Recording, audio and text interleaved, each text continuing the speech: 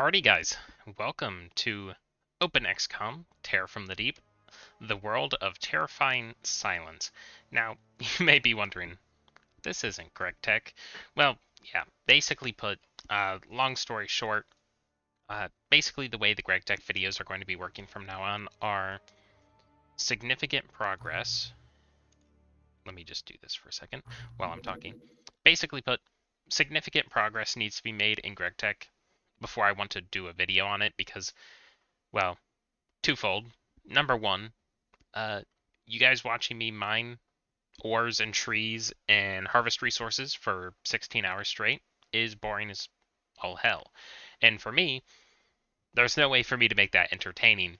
Maybe not even a live stream. I really don't even know how that would be entertaining for people to watch. It is just mindless grinding, and it's fun and all right when I can, you know, kick back, drink a Coke, pull up YouTube on my second monitor, and it's pretty good. It's fun time to chill, but there's nothing exciting to share. So on that, there is basically as I keep progressing through the pack, there's going to be a longer and longer amount of time basically in between videos, just naturally at points. It won't be an exponential thing, but it will be a gradual thing, and maybe once we get to LV, there might be a bunch of spurts of videos of like, sure, I'm doing a lot of things at once, fleshing things out as I go through, but it's like, okay, this video I'm showing you how I've done my farms, this video I'm showing you how I'm doing my mining, etc. Um, so, we'll see how it goes. But in the meantime, I wanted something else to basically, how do I put this, pad the schedule, right? Like if I'm playing games for a day or doing whatever, I wanted to be like, okay, I'm dedicating 6 hours to YouTube today. Okay, well I can do etc. I don't, well, it's not even beyond that. I mainly just don't want there to be a flat out week in just, okay, there is no content in this week, because that is terrible. Not only, there's the lack of anything to watch, but also YouTube hates that, as far as I know. And YouTube, you know, basically content. YouTube likes a semi-continuous upload schedule from creators, as far as I'm aware. I don't know if that's changed. Um, so if there isn't a Greg Tech thing going out, I would like to release this. Now, why did I disable the music? Quite simply put, for mods. Number one, hopefully you guys are seeing this well on your screen. I fixed the aspect ratio, so what I am seeing on my screen is what you guys are seeing on your screen. No more of mine being exceptionally huge on mine, and then you guys in a tiny little box up here. Because, yeah, that was terrible. It took me about 40 minutes to figure that out, but I will say this is definitely worth it. So mods, we have nothing. Basically, uh, yeah, everything is default. Except for we have The World of Terrifying Silence and Orchestra of the Deep, a definitive lore-friendly soundtrack remake for Terror from the Deep. I really like this music. I also have the Super Mega Music Pack in here. The problem with this is almost certainly almost everything in this is going to be copyrighted. I don't even want to mess with that. Yeah, I really don't want to mess with that at all. That's going to be a nightmare. All of these are for really the base game, so I'm really just, the major modification here is just the World of Terrifying Silence, and this is a music pack. I will turn the music back on. Just keep in mind, if there is a muted section of this video, that is because a copyright restricted track has begun to play, and will be basically the only way I really have at this time to upload the video and not have to scrap the entire thing is basically in YouTube they have an editor to where I can remove the audio from that portion of the video. That is what I have to deal with. Once that is uploaded, the video will go, and in between videos, I will then go into the actual music files and listen back in the video at what music pack, go through individually all of the different audio files, and find the copyright claimed music, and then delete it from the audio file, so that way we do not have that problem in the future. Very good. So let's just go back to the music. There we go. Music good. So what's the idea? So let's just go ahead and jump in. Basically, if you're not familiar with XCOM and this is your first experience with XCOM, welcome to not only the original XCOM community, basically, but also to modded XCOM. So what do these difficulties denominate, basically? And there are three things. Number one, the harder the difficulty, the tighter your cash flow is. Um, your monthly income is less, it's harder to gain money by score, and selling stuff, basically buying stuff is more expensive, and selling stuff, people are more stingy with paying you for it. So cash is tighter. The higher your difficulty, number two, is there are more aliens. It is just, it's not an exponential thing, it's just, I think, an additive thing of more aliens per like spawn chance. So basically, the higher the difficulty, more aliens. The third thing is score. You need score is harder to come by, it's tighter, and you need less of it to end the game. So I believe on the beginner difficulty, you have to go 3 months in a row with negative score. Now, I have no idea if the World of Terrifying Silence modifies this, but at least in base XCOM, you can go 2 negative months in a row before being shut down. On Superhuman, I think this just second you go negative once, you're done for, and they just close you down. As far as I'm not sure, and I believe there is like a point minimum to where even in Superhuman you might be able to skirt by on negative points. I'm sure there's a wiki page you can look this up on, but basically, points matter. Points matter more, and they're harder to get. Is the general basis of difficulty levels. I've played very little The World of Terrifying Silence. The reason we're playing this over the XCOM files is essentially the XCOM files. Uh, at its current state, I don't like it. The ghost missions are, quite frankly put, bullshit. They're bullshit. I'll just say it straight up. Uh, the weapons the enemies use pierce all armors. There's no tactics to deal with them. Even on beginner difficulty, there are dozens of them, all using weapons which pierce all of your armor, and even APCs just get shredded by whatever weird ghost plasma garbage they're throwing at you. And they throw basically mini nukes that stun the entire screen. It's bullshit, quite frankly put. I'm not interested in playing with it. It needs some radical change. So now we're playing with the World of Terrifying Silence. So basically put, at least on this first like playthrough of it, I just want to play on beginner Iron Man. So where are we going to be starting? As far as I know, there's a couple good starts. Like here's a decent start. I believe like here's okay. Where I'm going to go, so I almost always start here, and I try to get. Essentially, I want like in the farthest radar circle. I want Neo Japan, as much of like Free China, Federation of Korea, and Asian Coalition as I can get in like one swath. Like I could do this and sort of like halfway. If I go like here, I could get, yeah. Mainly like, because the problem is once I place a base in this area, I'm really not going to want to put another one right here. So I need to capture, because eventually I could have another base like over here and that'd be okay. So I really want to, really this is kind of what I want, because this gets all of them at the main. And for our first base, as always, I'm going to name it XCOM Headquarters. I'm going to go with the standard airlock here. We'll go with the singular subpin. We're going to go with living quarters into a general stores with the lab, workshop, standard sonar. And we're going to call this the World of Terrifying Silence. So the very first thing I want to do is immediately build the base. So I'm just going to go subpin. Is there a large radar? So one easy way to check this, if I go to UFOpedia, we can go base facilities. We can see standard sonar. Looks like we do not have the large sonar from Jump Street. Oh, get me out of here. Sorry. So what we're actually going to do is there are training pools, I believe I saw. Yes, so we're going to go 1, 2 on the training pools. We're also immediately going to build another base. And we're going to station this. Basically, quickly, go to funding. And we see USA is 700,000 of our funding. Arabian bloc is another huge chunk. Neo-Japan, Free China, Fed Korea. Okay, so 3 we started next to are a lot of our funding. So really it's Arabian bloc and Egyptian cartel together are more than the United States, but Alaska is 200K.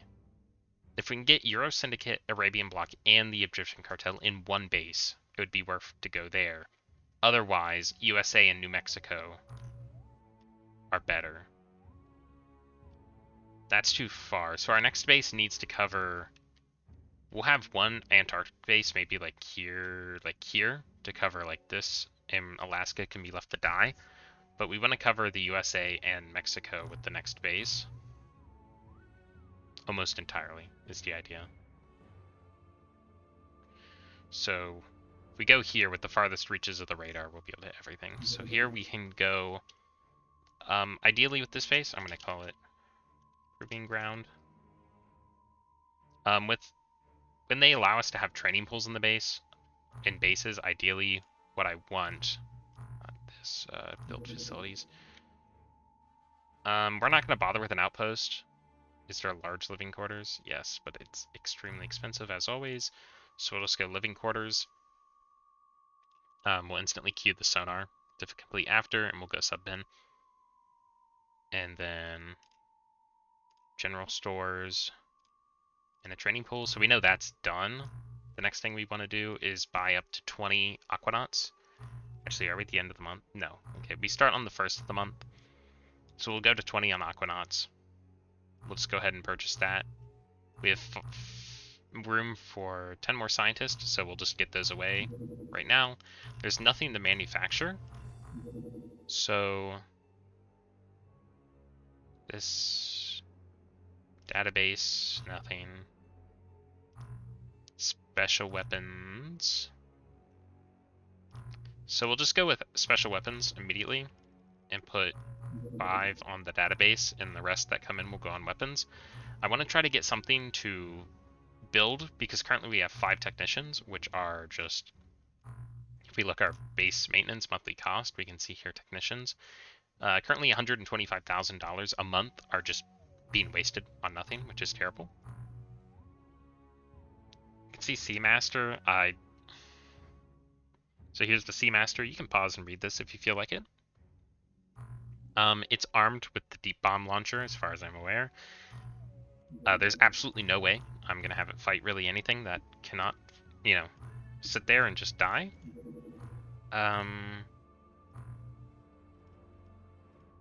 Okay, so it can fit 8 men. Okay, yeah, so it obviously needs 8 harpoons. We're just going to throw basically everything on. Knives are suicide. One thing I definitely want is, explosive harpoons. Just give me 40 of those. Get me another chunk of those. Get me more harpoons, because people are definitely going to die. So that's 30k, so we have another base on the way. Our initial planned. We have, training pools building, second base on the way. Research allocated, nothing to manufacture. And if we go to base information and transfers, men are coming, scientists are coming, weapons are coming. The only other thing is we are a bit low on chem flares. I don't really know what the substitute for chem flares are and when they're going to come, but we can use more of them. Chem flares and dye grenades. And then we're going to spin the globe. Okay, cool. My general strategy right now is to simply get anything that's not the harpoon. From what I remember, the harpoon is terrible. So my strategy right now is to simply acquire anything other than that. Okay, underwater activity, so we'll just go ahead and muster the Seamaster. So the way I want to lead is, yeah, that and grenades. Grenades are... Okay, harpoons are actually really light, so this is what I want people to rock and roll with. 3 explosives in the back. Okay, yeah, see, we're out of explosive harpoons already.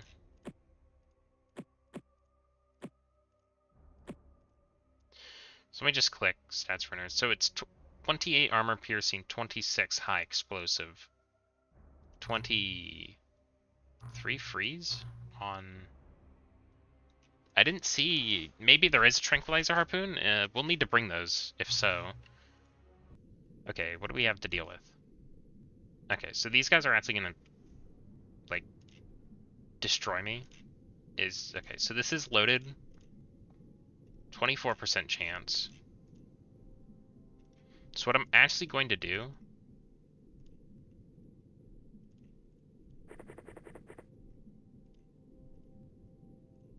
is I'm going to try to shoot at him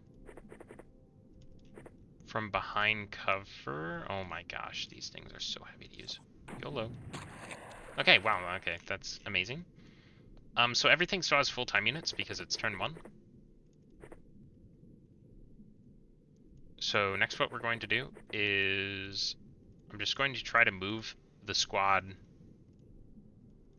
forward into cover, essentially.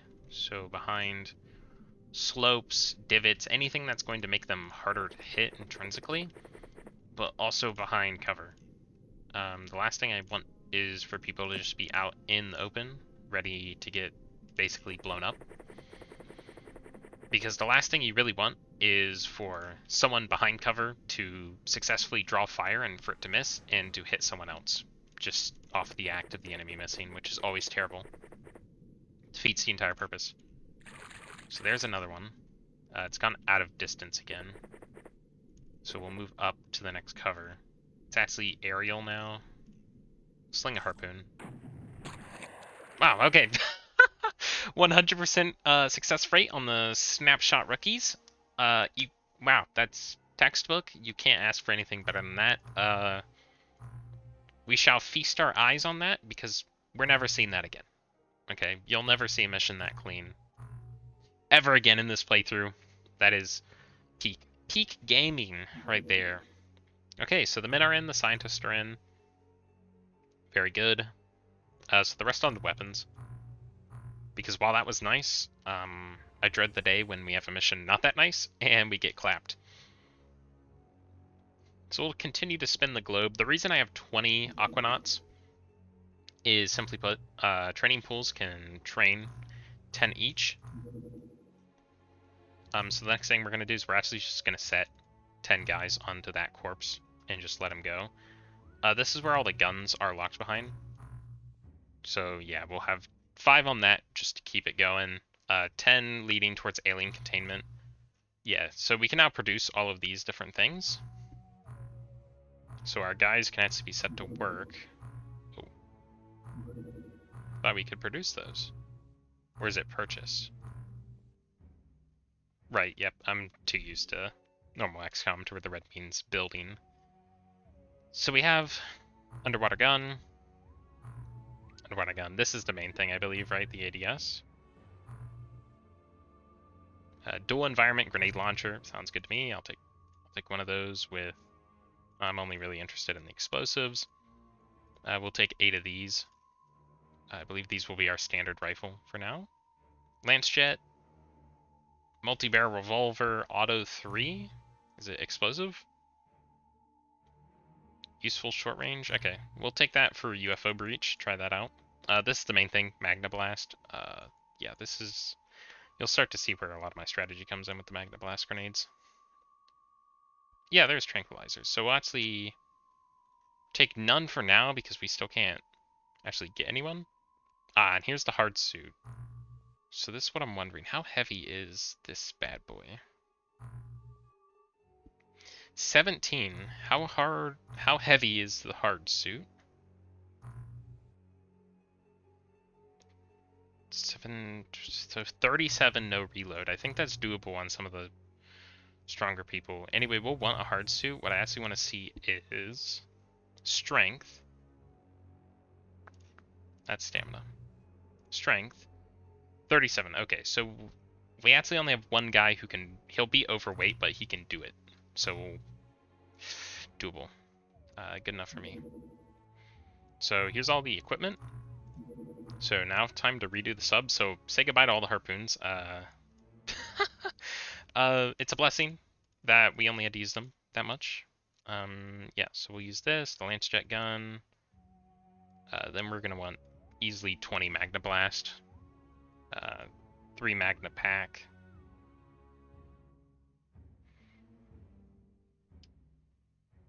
Yep. Actually keep around 2 harpoons with 10 of the explosives, just in case we come across an enemy which we need explosive ordnance for. That'll always be useful. Well, not it, not it being useful, but the different damage types, of course, will always be useful. Settlement shore report. Can we even reach? The answer is yes. So what we're actually going to do is wait till... oh, wow, that was gone. Wow, I don't even think I could have gotten there in one day, to be honest. I really don't even think the craft was fast enough. So we'll just keep spinning till something else arrives. That'll be useful to have North America, because we'll almost have global coverage at that point. Because we cut off here, and the craft here should be able to encompass here, so we should have basically global coverage, except... well, no, we should actually have global coverage once we get the North American base down, which will be useful. We'll let this spin to here, and then we'll go. I don't want to risk another mission disappearing. So the training pools are done, so what we can do now is everyone into training. Training will constantly level up their stats passively as time passes when they are not injured. So basically, right now we just have it in the base training up. Eventually these will be deleted and replaced with other facilities. And the proving ground will probably be the place where we slap down the large living quarters. And we'll have probably 6 training pools and like maybe 2 workshops, maybe 2 labs for some extra, probably 2 workshops for extra money and keep, is the idea. Would be like mandatory base facilities down here, 6 training pools, training 60 soldiers. And the idea is the proving ground will be defended with some vehicles and basically mass amount of soldiers, like some 80 some guys, impossible for the aliens to take. And whenever we need new people, like new Aquanauts, we do not just recruit in to, like, say, our main squads and our bases with Aquanauts. We will just take, like, quote unquote, like, basically in air parentheses, rookies from the proving ground. But they are not going to be rookies. They're going to be men who have been hopefully in a training pool for 3 to 4 months and have quite exceptional stats for a fish food soldier, basically.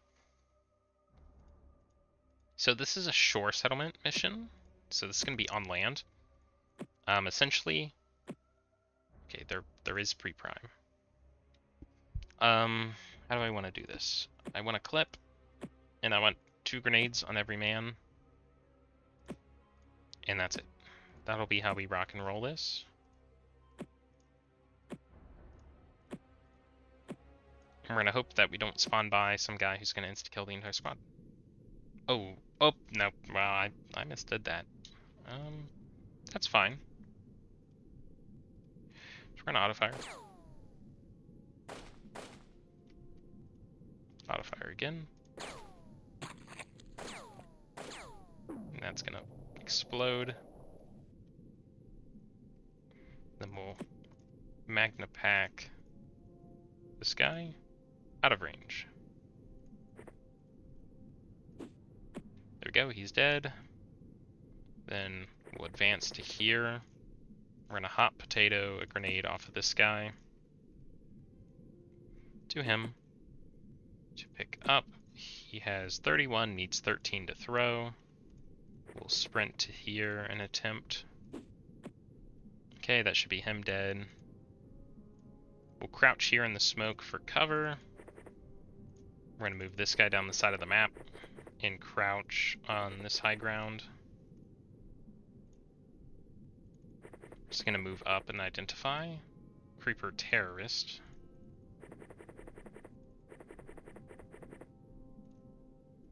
Sprint this person around the side. And sprint this person down to fill in behind the box. Bam, and bam.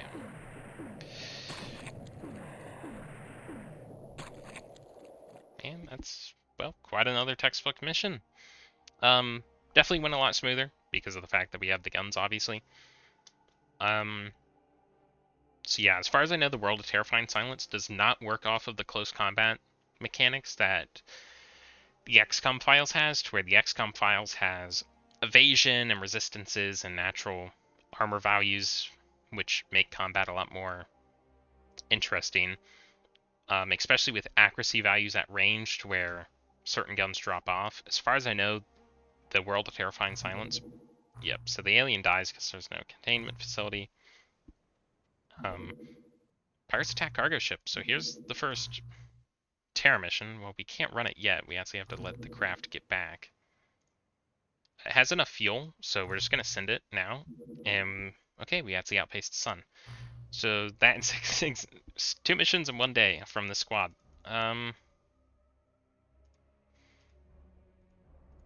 So, yeah, we're going to take the people... We're just going to load up. We want all the grenades on here. I'd say want the guy with the highest accuracy. So you, to carry this. With another grenade. Okay, this is what we're going to roll with. Okay, so he has a flamethrower, so we're definitely not closing the gap on that clown. We're going to try to burst him. That worked. So the last thing we want to do is stay out on this open deck. And we're just going to run it in.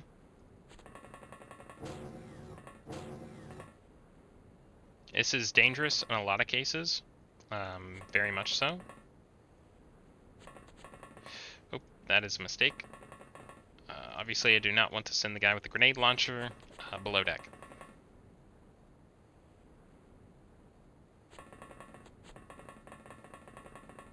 Okay, cool.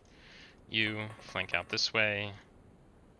Okay, so we'll have entrance team 1, team 2, and team 3. 3 on the upper deck. Let's run this mission. Okay, that is a laser rifle. So hopefully, once we steal that, I believe we get to research it. So speaking of, basically you can do this. It's the old lethal injection. See, if this was the XCOM Files, that clown would have karate chopped me in the hand. And he actually had a stick of dynamite, so thank God he didn't just toss that. But in the XCOM Files, basically, what would have happened is he would have karate chopped me in close quarters combat and would have deflected my shots.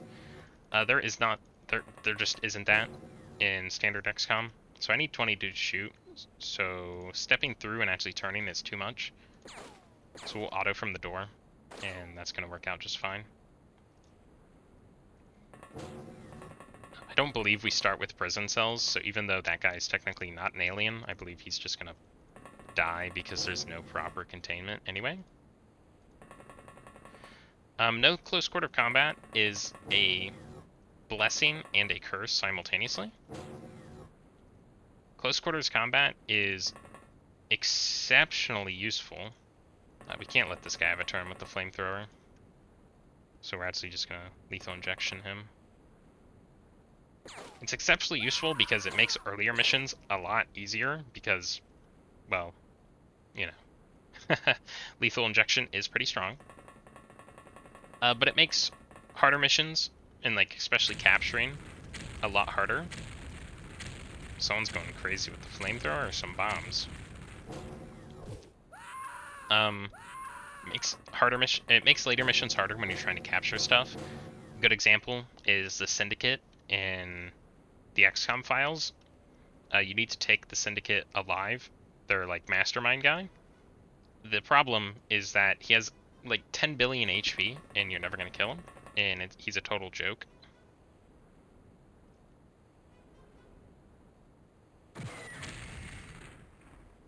Easy. So one of the things you can do is you can basically, rush him down, and you just completely surround him, basically, with like 3 or 4 guys with high strength, and you just basically every single time he tries to shoot or attack you, your guys are going to chain deflect his attacks. Okay, well, you can see here that guy was actually hiding in the corner the entire freaking time.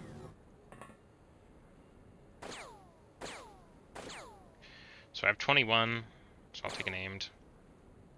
Duck behind the door. These doors are all going to close. One person may die, but that's a sacrifice I'm willing to make, basically.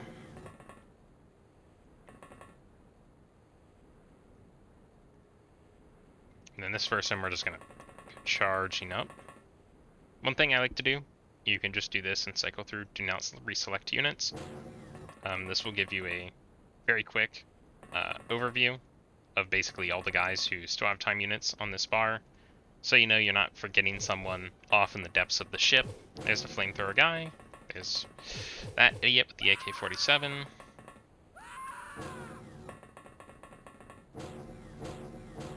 Thankfully, it seems these enemies aren't extremely aggressive, otherwise we probably would have harder problems with this mission.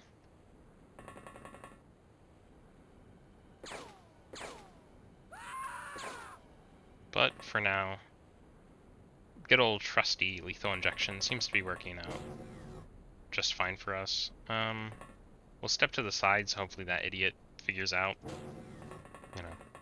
to come on through the door and stop body blocking me. Cycle on through and stop here. Push down the side of the ship. Push up.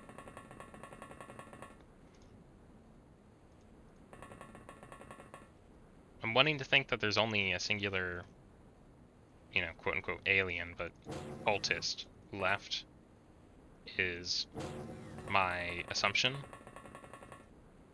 Could be wrong about that. I think it's the guy on the deck with the knife. For some reason the civilian is charging at his last position with complete reckless abandon. Okay, there's just a guy with... Okay, so we're actually going to sidestep. It says he's unarmed, but very easily he could have panicked in this room, and there's a gun under his feet. So we are still going to attempt to shoot him. We're going to fail. Move up with the grenade launcher. I am confused where the knife guy went. I believe he's somewhere here in the fog of war. We're now completely blocked off. Gotta love it. Gotta love the AI. Allied and enemy AI. We'll go ahead and post up here. Still can't see him. Overwatch the corridor.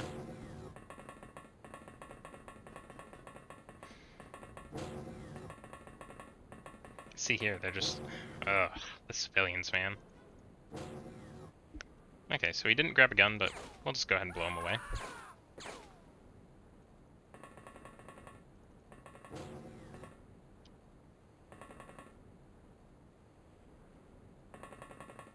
It's also one of those things where it's a blessing and a curse that civilians are not dying. Okay, so he truly is not there, so I'm... Oh, did he really do that? Did he go down the sides of the ship and actually, like, break my ankles? Oh, yeah, he did. Okay. That's incredibly funny.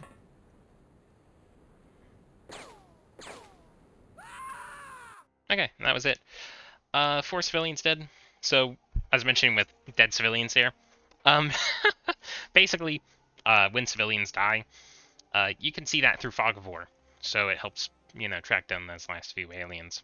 Uh, ex- Free scouts, but expensive free scouts. Not really free, because as you can see here, every civilian death is minus 40 points, while every civilian alive is also is plus 40 points. So you need to have, if excluding your own personal stats of aliens captured, aliens killed, squad members lost, craft lost, you really want to aim for a positive uh, civilian ratio if possible.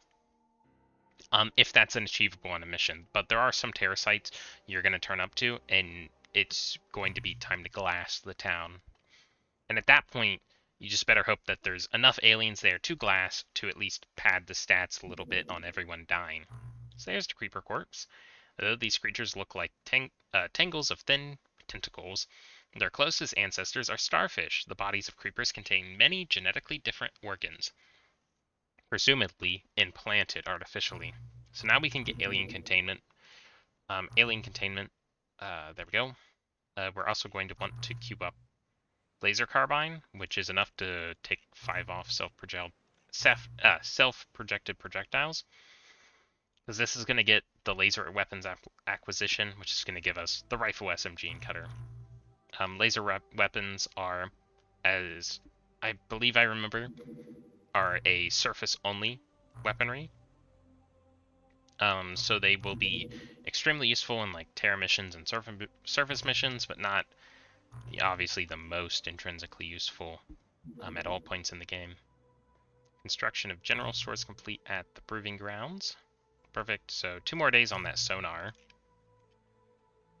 We'll go ahead and watch over here so we can see the sonar come online. Here's the SORESO database. We finished analyzing and categorizing the data acquired from the sub-oceanic reconnaissance and extraterrestrial salvage operations. Aside from many unique technologies, we found one report about a prototype craft called Chemtar, which went missing during a test flight in the North Atlantic. Unfortunately, any part of the report mentioning precise coordinates seems to be missing. Our specialists think that these files were corrupted purposefully or possibly even stolen. So we have supercavitation propulsion, medikit, bubble, and wide array sonar. I'm going to start working on the wide array sonar immediately. And then the next thing...